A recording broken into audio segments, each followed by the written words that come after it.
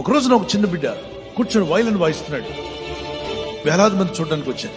Professional వాయించినట్టుగా వాయిస్తున్నాడు. వాడు voice చూసి ఆశ్చర్యపోతున్నారు జనం, ఎంత బాగా వాయిస్తున్నాడని చెప్పి వాళ్ళ పాకెట్లో డాలర్స్ తీసి ఆ బాబు స్టేజ్ వైపు ఇసిరేస్తున్నాడు. వాడు ఏ డాలర్ వైపు చూడలే. మరికొంతమంది అయితే తల్లులు, బాబు అద్భుతంగా వాయిస్తున్నావు నాన్న, ఎక్సలెంట్ అని చెప్పి ఒక గోల్డ్ రింగ్ ఇసిరేసి, మరొక పెద్ద అయిన ధనవంతుడు తనకున్న డైమండ్ రింగ్ ఇసిరేసాడు. ఆ బాబు ముందుకు వచ్చి పడుతున్నాయి. చాలా మంది విజిలేస్తున్నారు, చప్పట్లు కొడుతున్నారు. అయితే అక్కడ ఉన్నటువంటి జర్నలిస్ట్ గమనిస్తున్నాడు, ఫోటోలు తీస్తూ వీడియో తీస్తూ గమనిస్తే చిన్నవాడు వాద్యం పట్టుకున్నప్పటి నుండి వాడు చూపంతా బాల్కనీలో ఒక వ్యక్తి మీద ఉన్నట్టు గమనించాడు.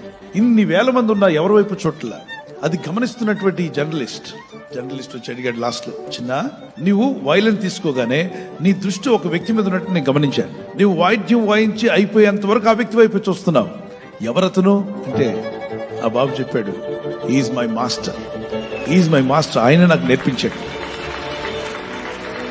వీడు అద్భుతంగా వాయించడం గల కారణం దృష్టి ఎక్కడ పెట్టాడు? మాస్టర్ మీద పెట్టాడు.